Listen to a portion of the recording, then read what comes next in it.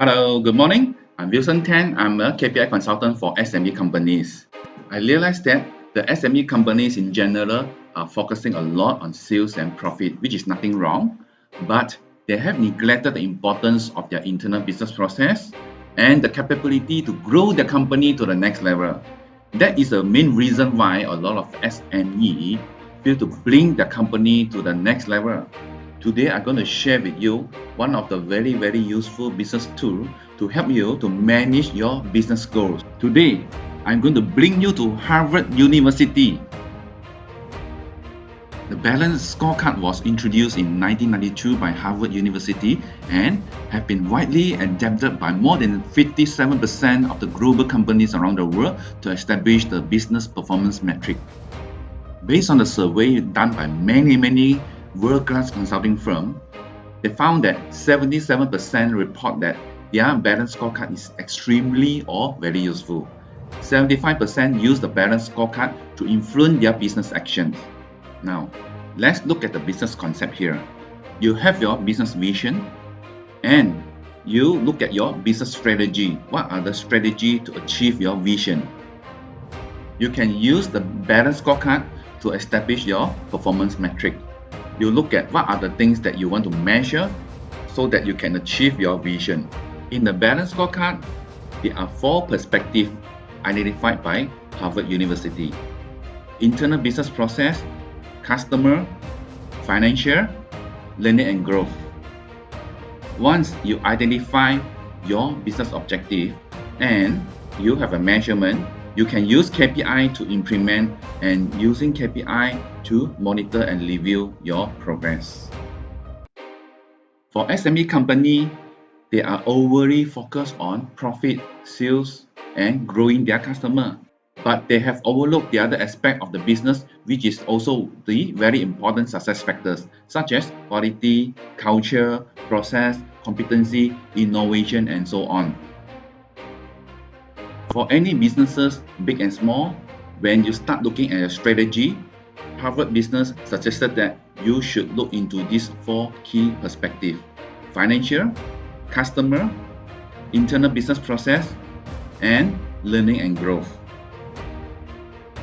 For the learning and growth perspective, you are looking at overall corporate culture, the latest industry trend, continue learning, the new product innovation, which is very important during this period. Now you need to be very innovative. You need to look at how can you move your company to the next level, how to sustain your company, how to make your company to still stay relevant. You also need to look at your technology, how to stay ahead of the competition. For the internal business process perspective, you look at efficiency. How smooth is your business process is running? You reduce your waste, you improve your productivity, doing more with less. When you have a new idea, what is your process? What are the obstacles? What is stopping you to implement your new idea?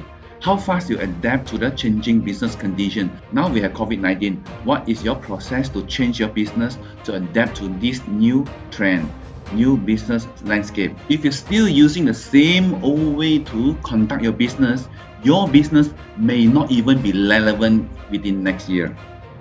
For the customer perspective, you focus on the people who buy your product and services, how you win your business, how to retain your existing client, and also what are your USP, what is your unique selling points, whether your customer happy with you, and the way you treat your clients is also very important. And lastly, for financial perspective, you are looking at your company profitability and financial health of your company. In the early years of the balanced scorecard, each of the 4 perspectives were shown as being independent of the others. Over the time, however, people began to discover that these perspectives affect each other in surprising way.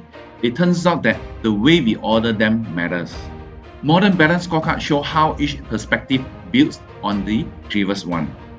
For example, if you train your employees and build a culture of information sharing, which is a learning and growth, they will make your company to run more smoothly, which is the internal business processes.